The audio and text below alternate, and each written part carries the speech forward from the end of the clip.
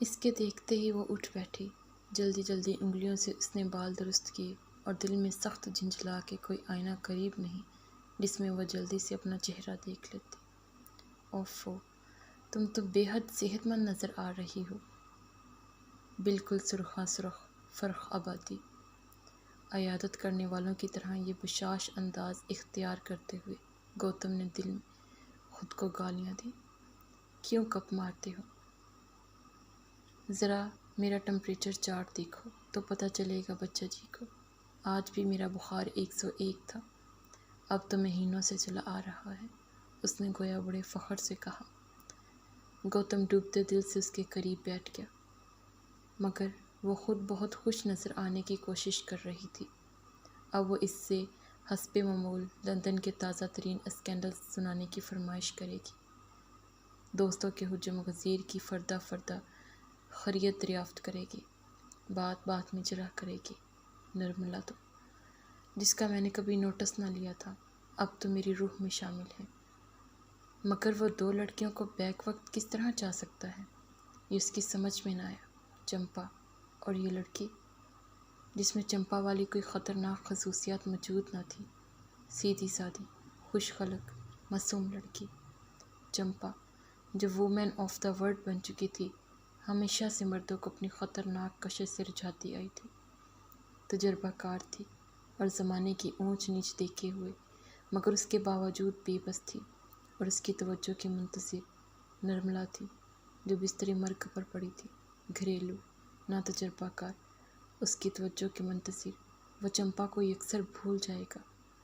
کس قدر کوشش کے بعد پچھلے 5 برسوں میں اس نے چمپا کو اپنے خیالوں سے دیس نکال دیا تھا۔ ملک اور دوستوں کے ایک حلقے میں رہنے کے باوجود اس نے بڑی کامیابی سے چمپا سے ملنے سے احتراز کیا تھا، مگر اب چمپا کی پکار سے مقابلہ کرنا اس کے بدس میں نہیں تھا۔ یہ پکار میڈرڈ اور روم اور ویانا بجتے ہوئے اور ایکسٹرز میں سنائی دیتی، بارش کی پھوار میں، بازاروں اور طعام خانوں کی چہل میں، اطلانٹک کی لہروں میں، نیو یارک کے شور و یخف میں، ہر جگہ یہ پکار اس کا پیچھا کرتی آ رہی تھی۔ آوازوں کے ظلم سے وہ عاجز آ گیا تھا، شاید سناٹا اس کے مقدر میں نہ تھا۔ چمپا آواز تھی، نرملا سناٹا۔ چمپا نے اس سے طرح طرح کی باتیں کی تھی، لکھنؤ کے بادشاہ باغ کی سڑکوں پر ٹہلتے ہوئے، کوسی نگر کے کھیتوں کی پگڈنڈیوں پر سے گزرتے، گلف شاہ اور سنگھاڑے والی کوٹھی اور پروفیسر بنرجی کے گھر اور کیلاش ہاسٹل کے ڈرائنگ روم میں بیٹھے ہوئے، پلنگوں میں اودم مچاتے ہوئے۔ اسے وہ سب باتیں یاد تھیں، وہ سب شامیں، دوپہریں، لمحات، یہ سب سر فضا میں موجود رہتا ہے۔ نرملا خاموش تھی، گومتی خاموش تھی۔ برسات کی دوپہر کا سکون جب بارش ہو کر کھلی ہو، قہر آلود سرسوں کے کھیتوں کا سناٹا۔ نرملا نے اس سے کبھی شخصی باتیں نہ کی تھی۔ چمپا کے ہر لفظ، ہر انداز کے ذریعے دوسرے انسان سے ایک غیر مرئی رشتہ قائم ہو جاتا تھا۔ اسے یاد آیا، مدتیں گزری جب وہ پہلی بار لکھنؤ گیا تھا۔ اس نے سنگھاڑے والی کوٹھی کے برآمدے میں بیٹھ کر اپنی اس وقت کی محبوبہ شانتا نے نمبر کو خط میں لکھا تھا کہ گو مجھے آفیشیل طور پر بردخوئی کے لیے یہاں بلایا گیا، مگر میری ہونے والی منگیتر نرمل رانی کو اپنی الٹی سیدھی بحثوں ہی سے فرصت نہیں جو وہ میری طرف توجہ کرے۔ ہاں، نرملا میں بڑی شان اور تمکنت تھی، اس میں خود سپردگی کا اندازہ کبھی نہ آیا۔ وہ علیحدہ رہی تھی، غیر شخصی اور خاموش، دیوی کی طرح بلند اور اتم دیوی کی طرح سکون بخشنے والی۔ اب مجھے تھوڑا سا سکون بخش دے، اس نے نرملا پر جھک کر دل میں کہا اور اس کے ماتھے پر ہاتھ رکھا۔ گوتم، ہاں بی بی۔ سریکھا کا نیا فلیٹ کیسا ہے؟ اس نے تفصیل سے سریکھا کے مکان کا جغرافیہ سمجھایا۔ اب اچھی ہو جاؤ تو خود آ کر دیکھ لینا۔ ہاں بالکل، نرملا نے بڑی گرم جوشی سے جواب دیا۔ آج کل ایک نئے بزرگ آئے ہوئے ہیں، طغیان بھاگل پوری۔ ہائے کتنے مزے کا نام ہے، کریک ہے، بہت سخت۔ چندرا بھی ہیں؟ ہاں ہاں، تمہارے نئے نئے دوستوں کا ذکر سن کے اس قدر دل چاہتا ہے کہ ان سے ملو، خصوصاً رمیش سنگھوی سے۔ ہاں، رمیش سنگھوی بالکل آفت کا پرکالا ہے، گوتم نے مزید بے معنی انداز میں کہا۔ اب رات زیادہ آ گئی ہے گوتم ماسٹر، نرملا نے حسب عادت کمال اور ہری شنکر کے لہجے میں اس سے کہا۔ ہاں، وہ کرسی پر سے اٹھا۔ ارے ارے، ایک بات تو سنو، دفتن نرمل نے بشاشت سے کہا۔ اتنی زبردست خبر پوچھنا تو بھول ہی گئی۔ کیا؟ گوتم نے آہستہ سے پوچھا۔ کل طلعت بتا رہی تھی کہ چمپا باجی اپنا فائنل امتحان دینے کے بعد کیمبرج سے لندن آ گئی ہیں، تم کو معلوم ہے؟ نہیں، گوتم نے کہا اور اپنے آپ کو دل میں پھر کئی گالیاں دی۔ اچھا، نرملا نے سادگی سے جواب دیا۔ میرا خیال تھا شاید طلعت نے بتایا ہو، تم ان سے مل لو۔ ضرور، بیچاری سے۔ اس نے اپنا سر تکیے پہ رکھ دیا۔ مجھے آج کل اتنی فرصت کہاں ہے نرمل کہ میں لوگوں سے سوشل ملاقاتیں کرتا پھروں۔ ایسی آئی کمشنر رات کے 10 بجے تک کام کرواتے ہیں۔ اس نے نظریں بچاتے ہوئے جلدی سے کہا۔ اچھا بی بی، خدا حافظ۔ وہ تیزی سے دروازے سے باہر نکل گیا، گویا نرملا کے سامنے جلد سے جلد بھاگ جانا چاہتا ہو۔ نرملا، جس کا چھٹا حص بیدار ہو چکا تھا، سمجھ گئی کہ گوتم نے اسے جھوٹ بولا ہے۔ اس کو چمپا باجی کی آمد کی اطلاع ہے، اور اس کے چہرے کی بدلتی رنگت کو دیکھ کر نرملا کو یہ بھی یقین ہو گیا کہ وہ چمپا باجی سے ضرور ملے گا۔ نرملا نے آہستہ سے بیڈ سوئچ دبا کر روشنی بجھائی اور پھر دیوار کی طرف منہ کر کے لیٹ گئی۔ گوتم نے نرملا سے جھوٹ بولا تھا۔ اس روز مڈ ہرسٹ آنے سے کچھ دیر قبل اس کے فون کی گھنٹی بجی۔ اسے بڑی جھنجھلاہٹ ہو رہی تھی۔ اس کی کار کوئی دوست لے گیا تھا اور وکٹوریہ اسٹیشن جا کر وہاں سے مڈ ہرسٹ کے لیے گرین لائن کی بس پکڑنا تھی۔ خواہ مخواہ کی دیر ہوئی جا رہی تھی اور اب یہ فون آ گیا تھا۔ اس نے ریسیور اٹھایا۔ آواز اس کے کانوں میں پہنچی۔ گوتم، ہیلو۔ ارے بھئی گوتم۔ وہ خاموش رہا۔ گوتم نے نمبر۔ دوسرے سرے پر چمپا نے زور سے کہا۔ کیا بات ہے؟ میری آواز سن رہے ہو؟ سن رہا ہوں۔ فون خراب ہے کیا؟ نہیں تو۔ شرم کرو، چمپا بڑی نارمل آواز میں کہہ رہی تھی۔ ڈوب مرو جی، حد ہے۔ میں اتنے برسوں سے یہاں ہوں اور تم کو ایک روز بھی توفیق نہ ہوئی کہ مجھ سے مل لیتے۔ کیا میں کھا جاتی تم کو؟ پھر وہ ہنسی اور وہ چپ رہا۔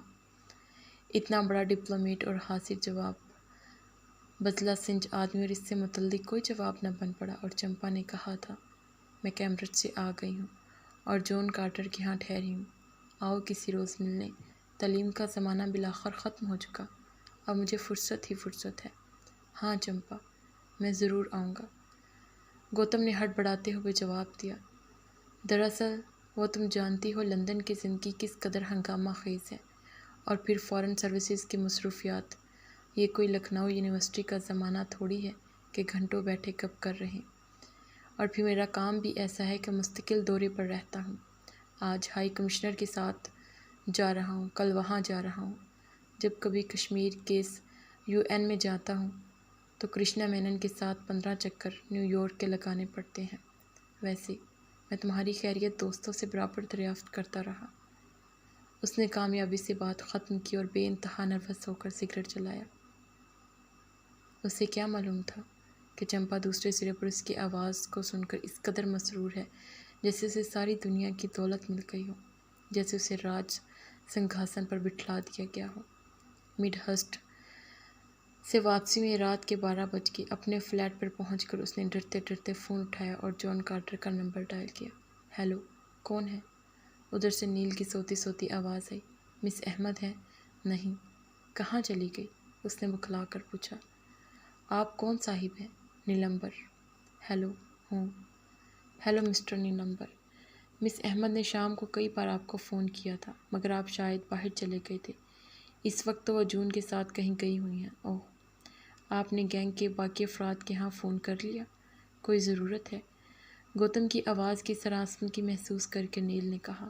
فیروز، سریکھا، زرینہ، کملا، طلعت، ان سب کے ہاں فون کر دیکھیے، شاید مل جائیں۔ بہت بہت شکریہ نیل، میرے خیال میں اب رات بہت آ گئی ہے، کل دیکھا جائے گا۔ کوئی خاص بات نہیں تھی، گڈ نائٹ۔ اس کو اپنی حماقت کا احساس ہوا۔ اس نے ریسیور رکھ دیا اور سگریٹ جلا کر کھڑکی میں جا کھڑا ہوا۔ اس رات ٹیمز کی ایک لانچ پر بہت سی لڑکیوں اور لڑکوں نے ایک پارٹی کی تھی۔ جون کے ساتھ چمپا وہاں گئی اور رات گئے تک وہ لوگ عرصے پر ناچتے رہے۔ کشتی میں چمپا کو بہت سے اجنبی چہرے نظر آئے، کالے، گورے، انگریز، فرانسیسی۔ لندن مجلس کے چند لوگ بھی وہاں موجود تھے۔ ریلنگ پر جھکے وہ لوگ باتیں کر رہے تھے۔ ارے یہ پروگریسو ہو گئی، جون کارٹر کے ساتھ گھومتی ہے۔ سنا ہے پہلے تو بڑی سخت لگیر تھی انڈیا میں، کسی نے چپکے سے اپنے ساتھی کے کان میں کہا۔ ممکن ہے پاکستان کی جاسوسی کرتی ہو، کیا بھروسہ۔ یہ بھی ٹھیک کہا۔ اور پھر ہندوستانی مسلمان، ان سے زیادہ دوگلا اور خطرناک کون ہوگا، ایک مراٹھی ڈاکٹر نے کہا۔ اور سنا ہے، پہلے نے کہا، رضا جو کمال اور طلعت کا کزن ہے، اس سے شادی کرنا چاہتی تھی۔ اس نے گھاس نہیں ڈالی۔ وہ آج کل کیمبرج والی روشن کے چکر میں ہے، کیونکہ روشن کا باپ کسی منسٹری کا سیکرٹری ہے۔ روشن کو بھی رضا نے گھاس نہیں ڈالی، کیونکہ اس بیچاری کے باپ کا انتقال ہو گیا ہے۔ باپ کا انتقال اصل وجہ نہیں، دراصل اس کا جی بھر گیا، بور ہو گیا بیچارہ۔ میں یہ نقطہ نظر خوب سمجھ سکتا ہوں۔ لڑکیوں کے ساتھ یہ کیا مصیبت ہے کہ جہاں ذرا سی دلچسپی ان میں لی اور فوراً شادی پر تیار۔ میں رضا کے نقطہ نظر کو خوب سمجھتا ہوں، کیونکہ کل میں ایلن سے شادی کرنے جا رہا ہوں۔ فوراً ہلٹر شروع ہو گیا۔ یہ آندرے کی آزادی کی آخری رات ہے۔ اس رات کو اچھی طرح منا لو بھائیو، کمال نے سٹول پر چڑھ کر رکت انگیز آواز میں کہا۔ وہ سب بوٹ سے اتر کر شور مچاتے قریب کے ایک پب کی طرف روانہ ہو گئے۔ عرصے پر صرف لڑکیاں رہ گئی اور وہ نوجوان جس نے سب سے پہلے یہ تذکرہ چھیڑا تھا۔ سیڑھیاں اترتے ہوئے کمال سے بولا، عامر رضا بڑا سمجھدار آدمی ہے، ہم کو چاہیے اس سے ٹریننگ لے۔ آخر یہ لڑکیوں سے شادی کرنے سے صاف کیسے بچ جاتا ہے؟ مگر دیکھ لینا، آخر میں کاکری کھائے گا۔ اجی بات کی بات دیکھی جائے گی، فی الحال تو عیش کر رہا ہے۔ ہاں بھائی، اور یار یہ کزن شاہ رخ سلطانہ کون ہے، تمہاری رشتہ دار ہے؟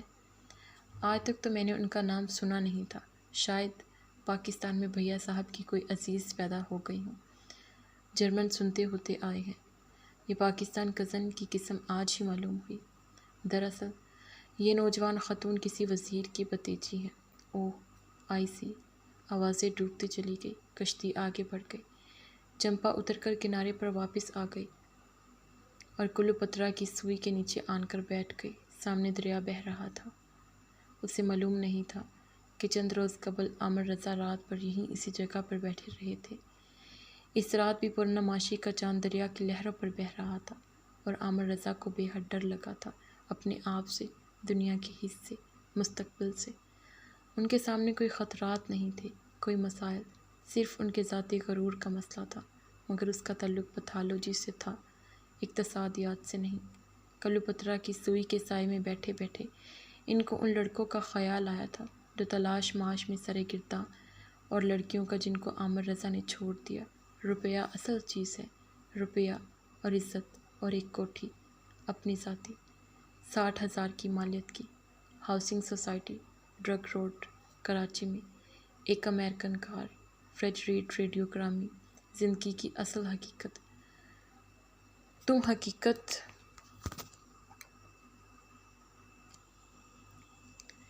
تم حقیقت صرف یہ چیزیں ہیں۔ زندہ باد زندگی، مجھ سے کوئی شکایت نہیں۔ صبح ہوتے سیڑھیوں سے اٹھ کر وہ کار کی طرف چلے گئے۔ دوسرے روز وہ چھٹی لے کر شادی کرنے لکھنؤ جا رہے تھے۔ میں ایک کتاب لکھنے والا ہوں جس کا نام ہوگا پورٹریٹ آف دی آرٹسٹ عزت-ڈون زوان، کمال نے منہ لٹکا کر کہا۔ کیوں، کیا ہوا؟ طلعت نے ہمدردی سے پوچھا۔ بس یوں ہی، اب جیمز جوائس اور ڈلن تامس کے بعد۔ کل ڈلن تامس نے بل کے یہاں بڑے مزے کی باتیں کی، ترنگ میں تھے مولانا شنکر نے مڑ کر کہا۔ اجی وہ تو تھے، آپ کس ترنگ میں ہیں آج کل؟ گلشن آہوجا نے کمال سے پوچھا۔ یہ کیا پڑھ رہے ہو؟ کچھ نہیں یار، خط آیا ہے گھر سے، یعنی لکھنؤ سے۔ کیا خبریں ہیں؟ طلعت نے پوچھا۔ وہ سب سریکھا کے وسیع ڈرائنگ روم میں فرش پر ٹانگیں پھیلائے بیٹھے تھے، جس کا بڑا دروازہ باغ میں کھلتا تھا۔ بہار کا روشن دن تھا۔ سریکھا دہلیز کے پاس بیٹھی مشین پر لہنگے کی آڑی کوٹ سی رہی تھی۔ طلعت اور فیروز باورچی خانے میں کھانا پکانے میں مصروف تھی۔ ہری شنکر بھی ان دنوں وہیں موجود تھا جو واشنگٹن سے آیا ہوا تھا اور قاہرہ جا رہا تھا۔ یہ ہری شنکر اور گوتم کے مزے ہیں، بالکل ابن بطوطہ بنے ہوئے ہیں۔ آج کل صبح صبح گوتم کا فون آیا تھا، پھر ماسکو جا رہا ہے۔ گلشن نے اظہار خیال کیا۔ گوتم تو ہیون سانگ بھی ہے، کمال نے کہا، اکثر چین سے آیا کرتا ہے۔ باغ میں چند راما تھر نے ایک اور گیت شروع کر دیا۔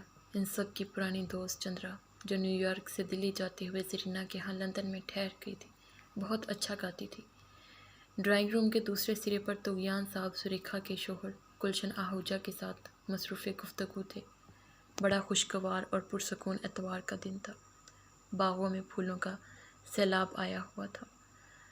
صبح صبح جب چمپا جون کارٹر کے گھر سے سریکھا کے ہاں آنے کے لیے بس میں سوار ہوئی تھی تو بس کا بوڑھا کنڈکٹر اسے دیکھ کر خوش دلی سے مسکرایا تھا اور اس نے اپنی ٹوپی چھوتے ہوئے کہا تھا، مائی ڈیئر، تم بے حد خوبصورت لگ رہی ہو۔ تمہارے بوائے فرینڈ تمہیں دیکھ کر بہت مسرور ہوں گے۔ خوب خوشی سے اتوار مناؤ۔ دنیا بڑی مہربان تھی، اور خوشگوار کون کہتا ہے کہ دنیا غمخانہ ہے اور فلانا ہے اور ڈبکانہ ہے۔ دنیا تو بے حد آرام دہ حسین جگہ ہے۔ وہ بے حد خوش تھی۔ کل اس نے گوتم پر فون سے باتیں کی تھی۔ اتنے برسوں بعد آج اس کی آواز سنی تھی۔ وہ سریکھا کے ہاں پہنچی جہاں محفل جمی تھی۔ وہ بے حد مسرت کے ساتھ سب سے باتیں کرتی رہی۔ رات کی پارٹی میں بورڈ پر بڑا چنڈو خانہ رہا۔ کمال نے اس سے کہا، آپ کتنے بجے تک گھر پہنچ گئی تھی؟ ہم جب پہنچے تو ٹرینیں بند ہو چکی تھی۔ اسٹینڈ سے گھر تک پیدل آئے۔ کیا خبریں ہیں بھائی، کس کا خط ہے؟ طلعت نے باورچی خانے سے سر نکال کر دوبارہ پوچھا۔ آپ ہی کا، کمال نے جواب دیا۔ میاں ہری شنکر، اے بھائی ہری شنکر ہوت، طلعت نے باورچی خانے سے آواز دی۔ ہری شنکر، جو باغ کے دروازے میں کھڑا تھا، پلٹ کر اندر آیا۔ لو، یہ گرم گرم پوریاں۔ چمپا باجی کدھر ہیں؟ یہ پلیٹ ان کو دیا۔ وہی گل افشاں کا گھریلو ماحول یہاں بھی موجود تھا۔ گھر جو اسے کبھی میسر نہیں ہوگا۔ چمپا کو ایک دریچے کی نشست میں بیٹھے بیٹھے ایک پھر یری سی آئی۔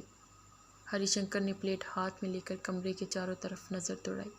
چمپا دوسرے سرے پر دریچے میں بیٹھی تھی۔ اسے دیکھ کر وہ سب یاد آتا تھا۔ نگار خانوں کی زندگی، فرن کے پتے، دریچے میں جھانکتا ہوا پیرس کا مدھم سورج، بوہیمیا، برآمدے میں رکھی ہوئی جدید روزہ کی آرام کرسیاں، دھاری دار سن شیڈ، ایک کاہل الوجود ذاتی زندگی جس میں فلسفے تھے اور نیا فرانسیسی ادب، بڑے سائز کے سمسفی کے ریکارڈ، سالزبرگ یکس موسیقی کے تہوار، کیمبرج کے کوارٹرنگل اور جانے کیا کیا۔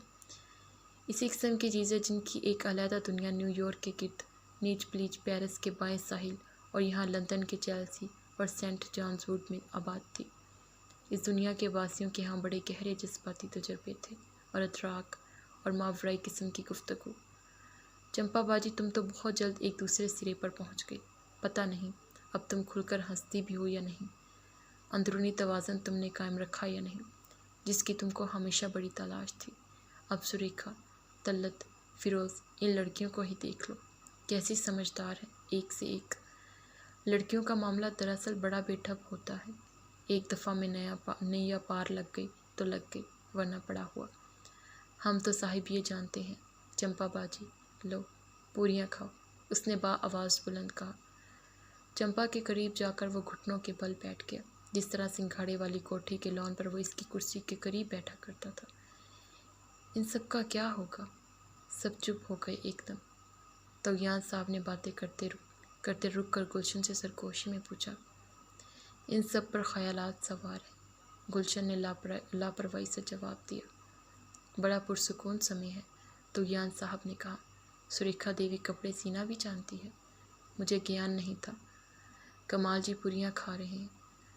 چندرا دیوی پھلواری میں مرغیاں چراتی ہے۔ طلعت جی پھلکیاں تل رہی ہے۔ یہ تو بالکل گرو دیو ٹیگور کے ناولوں جیسا ماحول ہے، پرسکون، شاعرانہ منظر۔ اجی دیکھے تھے ٹیگور کے ناول، گلشن نے چڑھ کر کہا۔ طلعت، تم نے ساری پوریاں جلا دی، اٹھا کر چا بھجواؤ۔ طغیان صاحب پھر مراقبے میں چلے گئے۔ ہیلو، ہری شنکر۔ چمپا نے اخبار پڑھتے پڑھتے سر اٹھا کر کہا، کیا بات ہے؟ آپ پوچھتی ہیں کیا بات ہے؟ قسم خدا کی ان کی دھاندلی کی حد نہیں۔ کچھ بھی تو نہیں چمپا باجی، چا پیے ہی؟ بنا دو۔ اس نے پیالی اٹھائی، چمچہ نیچے گر گیا۔ ہم ایک دوسرے کی زندگیوں میں گھسے زندہ ہیں اور مستقبل ایک دوسرے کو مارتے جلاتے رہتے ہیں چمپا باجی، ہری شنکر نے کہا۔ تم ہم سب میں گریٹ ہو، کیونکہ تم میں محبت کی اتھاہ بے پناہ اہلیت موجود ہے۔ اس نے دفتن آہستہ سے کہا، سنو UN، میں ایک بڑی اچھی جگہ نکلی ہے، انڈیا کے کوٹے میں، اس کے لیے کروں کوشش تمہارے لیے۔ کیا مطلب ہے تمہارا؟ میں عمر بھر اسی طرح ماری ماری پھروں گی؟ اس کے علاوہ اور کرنا بھی کیا ہے تمہیں؟ ہری شنکر نے کہا۔ پھر مان اسے اپنی اس فاش غلطی کا احساس ہوا۔ اس نے کسی چھوٹی موٹی اینٹ کے بجائے پورا پہاڑ لٹکا دیا تھا۔ مگر یہ تو بڑی بہادر فراخ دل آدمی ہے، اس کا کیا برا مانیں گی؟ میرا مطلب ہے، اس نے ہڑبڑا کر بات بنائی، کہ تم میں اتنی خود اعتمادی ہے، تم اوروں کی طرح تھوڑا ہی ہو کہ کہیں چولہا ہنڈیا لے کر بیٹھ جاؤ۔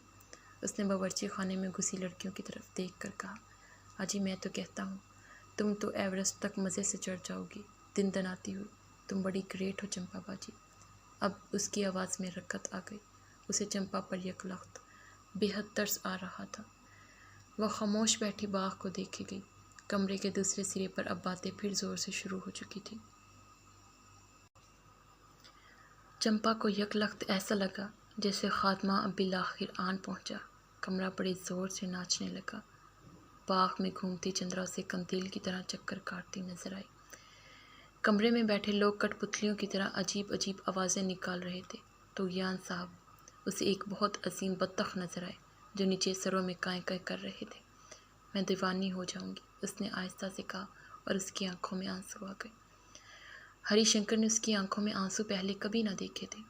چمپا باجی، اس نے کہا، محبت کو خودارہ جذباتیت میں تبدیل نہ کرو۔ توازن، ضبط، تناسب، کلاسک گریک آئیڈیلز اصل چیز ہے، یعنی کہ کیا مماروں کی سی باتیں کرتے ہو؟ چمپا کو بے اختیار ہنسی آ گئی۔ میں محبت کر رہی ہوں یا کوئی عمارت کا نقشہ تیار کرنے میں مصروف ہوں؟ چمپا باجی، ہری شنکر نے اسی طرح احتجاجاً کہا، تمہارے خیالات ٹھیک ہیں، ہمیشہ تھے۔ تمہارے جذبات میں وکس کا بوجھ ہے، پہلے بھی تھا، اب زیادہ ہو گیا۔ قصہ مختصر یہ کہ تم اپنی روح کو پپورٹی کو تباہ کیے ڈال رہی ہو۔ 10 سال گزر گئے مگر تم بالکل نہ بدلی۔ جون اور اجیت پارٹی کی تاریخ لے کر اندر آئے اور کمال کی طرف چلے گئے۔ ہری شنکر، چمپا نے جھک کر کہا، مجھ پر ترس نہ کھاؤ، مجھے شکست کا احساس آج تک نہیں ہوا۔ میں تو یہ جاننا چاہتی ہوں کہ شکست کیسی ہوتی ہے۔ ڈائننگ ٹیبل پر سے طغیان صاحب کی آواز بلند ہوئی، ہم سب سائے ہیں سائے، وہ گلشن سے کہہ رہے تھے۔ جی ہاں، درست ہے۔ گلشن نے بور ہو کر سگریٹ جلایا اور چمپا کی طرف بے دھیانی سے دیکھنے لگا۔ کمیونسٹوں نے مارکس کو تباہ کر دیا۔ طغیان صاحب نے جون کارٹر پر نظر ڈال کر دوسرا موضوع شروع کر دیا۔ مصوف بڑے زبردست سوشلسٹ تھے۔ صوفی ازم ان کی سائیڈ لائن تھی۔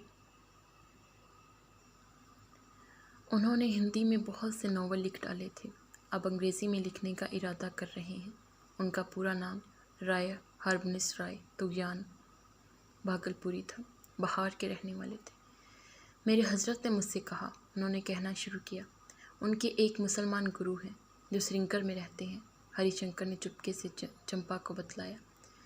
میرے حضرت نے مجھ سے کہا، بچے تو روس جا اور ان ملعون ملحدوں کو سچی سوشلزم کی مشعل ہدایت دکھلا کر راہ راست پر لا۔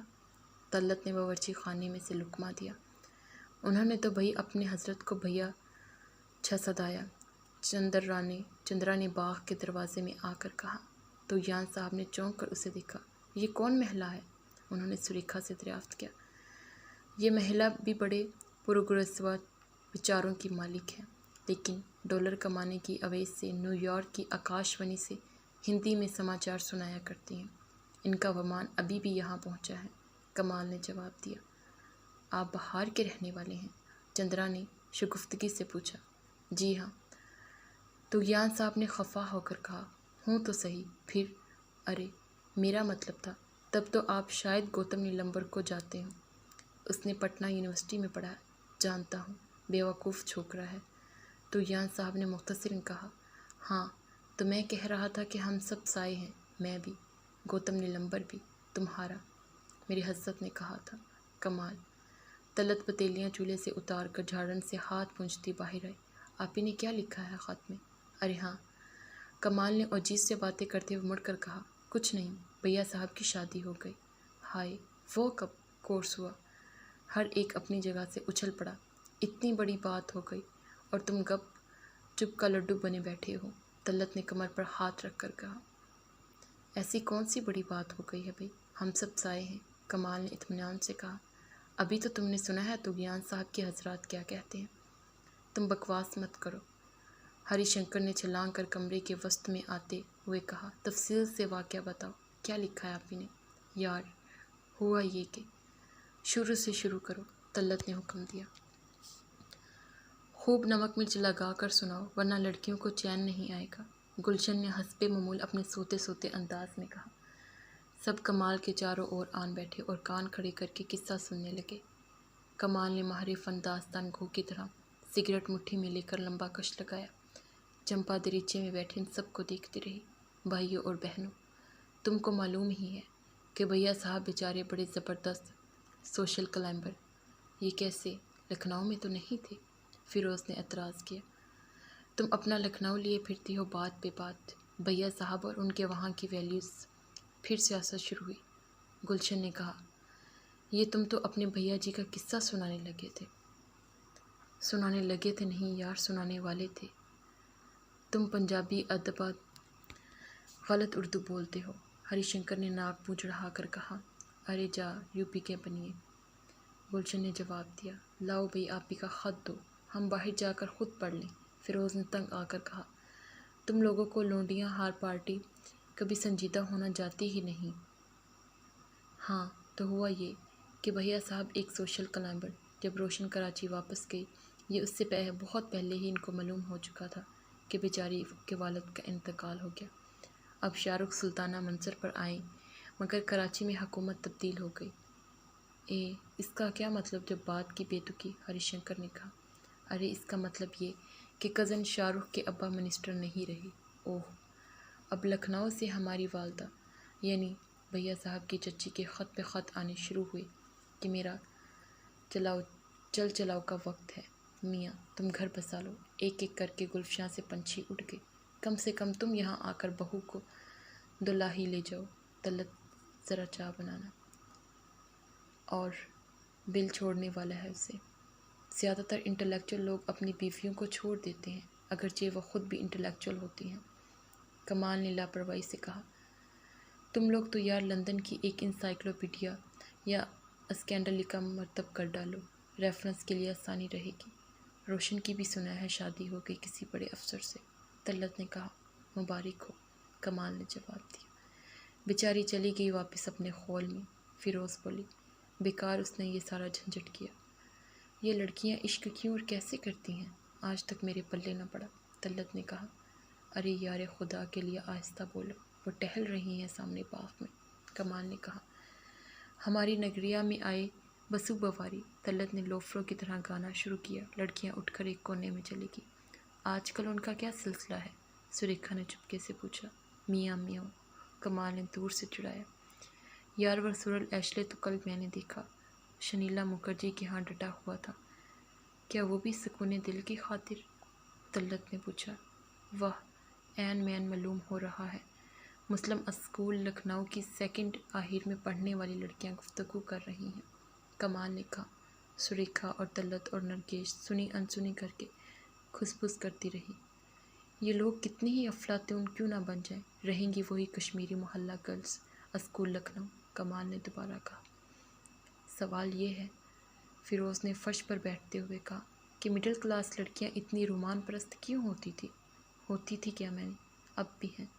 تم تو اس طرح کہہ رہی ہو گویا یہ پوسٹ ریولوشن پیریڈ ہے اور ماضی پر خالص مورخانہ انداز سے بحث کر رہے ہیں ہم، طلعت نے کہا۔ مگر صاحب، روشن میں ممکنات تھی۔ وہ برلین والا قصہ یاد ہے؟ وہ تو جب ہم لوگ بخار سے جا رہے تھے تو پٹھی ہمارے ساتھ ساتھ آسٹریلیا کی سرحد تک پہنچ گئی۔ وہ نکل چلتی ہمارے ساتھ مگر فیروز بولی۔ مگر کیا یار؟ ڈرپوک تھی، 95% بور سوا لڑکیوں کی طرح، بس رومانس دماغ میں ٹھسا تھا۔ وے رومانس، وے بور سوا فلسفہ، لا حول ولا۔ مجھے اس سے کوئی ہمدرد نہیں، یعنی عشق بھی کیا تو کس سے؟ بھیا صاحب جیسے بوگس انسان سے، طلعت نے کہا۔ اب وہ اس بڑے آدمی کی بیوی بن کر جم خانہ کی پارٹیوں میں زندگی گزارے گی۔ کیا ڈاؤن فال ہوا ہے، سریکھا نے کہا۔ تمہارا تخیل اس وقت زوروں پر ہے، طلعت نے کہا۔ میرے تخیل نے ہم سب کو عجیب عجیب حالتوں میں دیکھا ہے، سریکھا نے اداسی سے کہا۔ میں نے دیکھا ہے کہ چمپا بیگم ایک تھکی ہاری پروفیسر کی طرح ہندوستان کے کسی کالج میں لڑکیوں کو ہسٹری پڑھا رہی ہیں۔ بہت جلد وہ وقت بھی آنے والا ہے جب میری شہرت ختم ہو جائے گی۔ رقص کے متعلق کتابوں میں ایک آدھا پیراگراف میرے سارے وجود کا محاصل رہ جائے گا۔ شریکتی سریکھا دیوی جو 10 سال قبل بہت عظیم رقاصہ تھی، طلعت کو لوگ بھول جائیں گے، کملا گمنام ہو جائے گی۔ اس وقت ہم میں اور روشن میں کیا فرق رہے گا؟ ایسی ڈیکنڈنٹ باتیں مت کرو، طلعت نے ڈانٹا۔ میں تو ایسے ہی کہہ رہی تھی، سریکھا نے ذرا شرمندہ ہو کر کہا۔ میں یہی سوچ رہا تھا، کمرے کے دوسرے سرے پر ہری شنکر نے کمال سے کہا۔ لڑکیوں کا معاملہ بڑا بے ڈب ہے، ذرا ان کو دیکھو تو، کیسی مگن ہے اس سمے۔ ایک نے نیا بلاؤز سی لیا تو خوشی سے پھولی نہیں سماتی، دوسری ادھر ادھر کی بے ضرر گپیں ہانک کر ہی مسرور ہے، مگر دراصل انہیں کتنے عظیم دکھ اٹھانے پڑتے ہیں۔ یہ ایک بچے کی تخلیق کے ذریعے ساری کائنات کی ذمہ داری سنبھالتی ہیں، بیچاریاں اپنے آپ کو ایک دوسرے انسان کے حوالے کر دیتی ہیں۔ ان کا دل رکھنا کتنی آسان بات ہے، کتنی چھوٹی چھوٹی چیزوں سے خوش ہو جاتی ہیں یہ لوگ۔ ان کو تو دیوی بنا کر رکھنا چاہیے، ان کا دل دکھانا سب سے بڑا گناہ ہے۔ طلعت ہری شنکر کی طرف آئی۔ ہری شنکر پھر مبالغے سے کام لے رہا تھا، یعنی مبالغہ طلعت کو ہر طرف نظر آتا تھا۔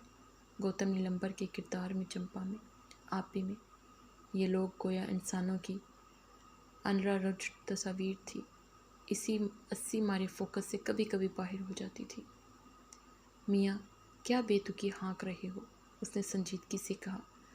یہ بھرے کسی اور کو دینا، کہاں کی دیوی اور کیسے دیوتا، یہ شاعری رکھو چھپڑ پر، معاشی آزادی اصل چیز ہے۔ یہی بات تو تمہاری سمجھ میں نہیں آتی۔ معاشی آزادی اصل چیز ہوتی تو چمپا بیگم اس سمے باغ میں چکر نہ کاٹ رہی ہوتی، شنکر نے جواب دیا۔ اوہ، ان کا تو دماغ خراب ہے، طلعت نے کہا۔ اے لیجیے، اتنی قابل لڑکی کیمبرج میں سب پر دھاک بٹھا کر آ رہی ہے، جس سے ملتی ہے وہی فلور ہو جاتا ہے۔ اب ان کا دماغ خراب بتائی دے رہی ہیں۔ کیوں بھئی، کمیونسٹ لوگ عشق نہیں کرتے؟ تو یان صاحب نے نہایت پھونڈے پن سے گلشن سے سوال کیا۔ لا حول ولا قوت، طلعت جل کر واپس چلی گئی۔ بی بی، ہری شنکر نے اس سے بڑے پیار سے کہا، وہ نرملا کی قائم مقام تھی۔ ابھی تو اور پڑھو، ابھی تو لگے ہاتھوں پی ایچ ڈی ہی کر ڈالو۔ کون مردود کہتا ہے کہ معاشی آزادی ضروری نہیں، اپنا دل چھوٹا نہ کرو۔ وہ یکلخت گھبرا گیا کہ اس نے طلعت کو خفا کر دیا ہے۔ پی ایچ ڈی کر کے بڑے لڈو مل جائیں گے، 300 کی ملازمت، صرف 300 کی۔ اس نے عین ہری شنکر کے ناک کے آگے 3 انگلیاں لہرائی۔ وہ بالکل سننے کے موڈ میں نہیں تھی۔ دراصل بھیا صاحب کی شادی کی خبر نے اس کی طبیعت مقتدر کر دی تھی۔ اسے اس وقت پہلی بار احساس ہوا تھا کہ شادی کی کتنی زبردست مارکیٹ ہے، جس میں لڑکیاں خواہ وہ اعلیٰ تعلیم یافتہ ہوں، خواہ جاہل، جبٹ برائے فروخت دکان پر رکھی جاتی ہیں۔ ارے تو روپیہ ہی تو سب کچھ نہیں ہے، نیا ہندوستان ہے، ہم سب کو اس کے لیے کام کرنا ہے۔ کملا کو دیکھو، سولت کو، کسی ٹھاٹ دار کیریئر وومین ہے۔ چمپا نے ٹہلتے ہوئے ایک مرتبہ کمرے میں جھانکا اور ان سب کو باتوں میں مصروف پا کر باغ میں سے گزرتی ہوئی باہر سڑک پر آ گئی۔ برف باری شدید ہو گئی۔ شنیلا دیوی نے کھڑکیاں بند کر دی۔ سوامی دیوی کا ننند نے گیتا کا صفحہ الٹ کر مجمع کو دیکھا۔ یہ وہی کمال اور ہری شنکر کے انگریز پروفیسر تھے جو 1300-1400 سال قبل ایک روز لامارٹن کالج لکھنؤ سے اچانک غائب ہو گئے تھے، اور کمال اور ہری شنکر ان کے تعاقب میں ہیں، ہر دوار کی گھاٹیوں میں مارے مارے پھرے تھے۔ اب یہ زعفرانی کپڑے پہنے، داڑھی بڑھائی، یورپ اور امریکہ میں لیکچر دیتے پھرتے تھے۔ گوتم نے شنیلا مرکزی کے فلیٹ میں پہنچ کر کھڑکی میں سے جھانکا تو اسے یہ منظر نظر آیا کہ سوامی جی مشرق پسند انگریز لڑکیوں میں گھرے بیٹھے ہیں، ایک طرف کیرتن ہو رہا ہے، شنیلا مکھرجی سب کو کافی پیش کرنے میں مصروف ہیں۔ گوتم اسی صبح کئی ماہ بعد ماسکو سے لوٹا تھا۔ کمال نے اس کے توسط سے ہندوستان میں مختلف ملازمتوں کے لیے جو درخواستیں دے رکھی تھی، ان کے جواب میں انڈیا ہاؤس میں گوتم کی میز پر بہت سے لفافے آئے رکھے تھے۔ ان کے جواب میں وہ ان کے کھولے بغیر خوشی سے ہڑبڑا کر کمال کو سارے میں ڈھونڈتا پھرا۔ سریکھا کے ہاں معلوم ہوا کہ کمال اور ہری شنکر اپنے پرانے پروفیسر سے ملنے شنیلا مکھرجی کے ہاں گئے ہوئے ہیں، مگر وہ لوگ یہاں نہیں تھے۔ گوتم اندر آ کر ایک کونے میں مائیکل کے پاس بیٹھ گیا۔ ہیلو کامریڈ، ہو سکا واسے کب لوٹے؟ مائیکل نے چپکے سے پوچھا۔ آج صبح۔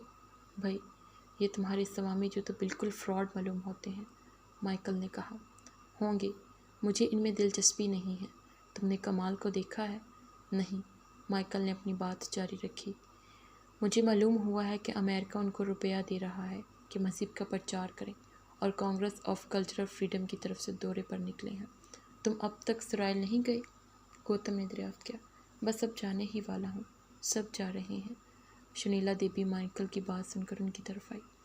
نمشکار مسٹر نیلمبر، انہوں نے کہا۔ نمسکار، شنیلا دیوی۔ بہت سے پھول اٹھائے نرگس کمرے میں داخل ہوئی۔ روشنی میں آ کر دیکھا تو یہ سب سرخ نکلے۔ میرا خیال تھا زرد ہوں گے، اس نے سوامی جی کے سامنے پھول رکھ کر کہا۔ نرگس، گوتم نے ازردگی سے نیچی آواز میں کہا۔ یہ کیا سوانگ رچا رہی ہو؟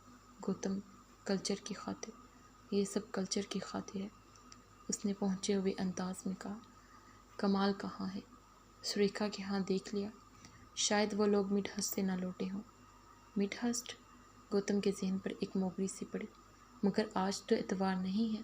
ہاں، لیکن نرملا کے دوسرے پھیپھڑے کا آپریشن ہوا ہے، تم کو معلوم نہیں؟ ارے ہاں، تم تو آج ہی تو باہر سے لوٹے ہو۔ سب جا رہے ہیں، سب اپنے اپنے اسرائیل کی طرف جا رہے ہیں۔ شنیلا مکھرجی نے آنکھیں نیم وا کر کے گوتم سے کہا۔ تم لوگوں کی پوری پارٹی ہندوستان واپس جانے والی ہے، نرگس نے آج بتایا۔ مائیکل بھی جا رہا ہے، ڈینس کو نیروبی کی یونیورسٹی میں پروفیسری مل گئی ہے۔ شنیلا دیوی، یہ تو دنیا کا قاعدہ ہی ہے، گوتم نے سخت اکتا کر کہا۔ لوگ آتے جاتے رہتے ہیں۔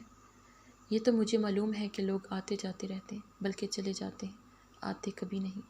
اب وہ بھی گرو دیو ٹیگور کا حوالہ دینے والی تھی۔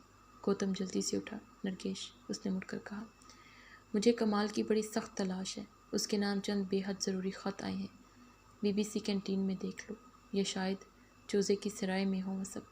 سوامی جی سے تو ملتے جاؤ۔ ارے ہاں، وہ آگے بڑھ کر سوامی جی کے سامنے جھکا اور ان کے پیر چھوئے۔ سوامی دیوکانند جی، سابق ڈاکٹر رچرڈ ہیلمنٹن، اسے اشرواد دیا اور آکسفورڈ کے لہجے میں اس سے اس کی روح کی خیریت دریافت کی۔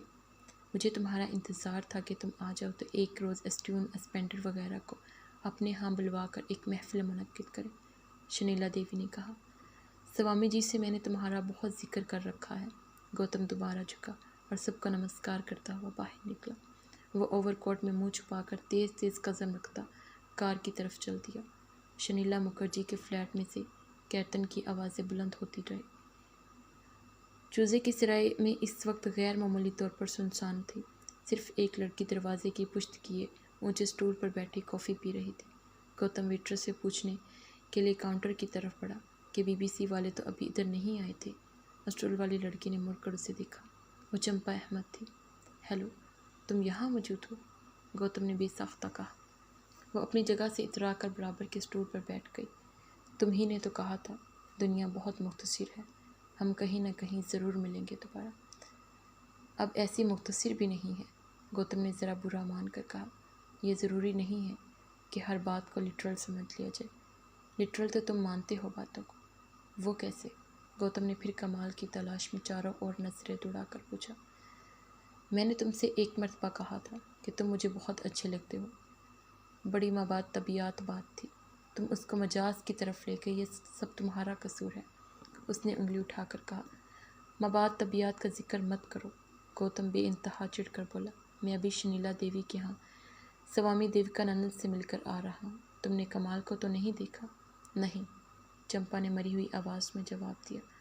یہ آدمی پل پل میں کیسے رنگ بدلتا تھا، ابھی تک میں مردوں کو سمجھ نہیں پائی۔ تم نے مجھے فون کیا تھا اس روز جان کارٹن کے ہاں یورپ جانے سے پہلے؟ ہاں، کیا تو تھا، گوتم کو اپنا اس طرح پکڑا جانا بالکل پسند آیا، کیونکہ تم نے مجھے رنگ کیا تھا کیمرے سے لوٹ کر۔ گوتم: یہ تم کاٹنے کو کیوں توڑ رہے ہو بات پہ بات؟ تم پہلے تو ایسے نہ تھے۔ میں تقریباً 7 سال بعد تم سے ملی ہوں، ذرا تمیز سے پیش آؤ چمپا۔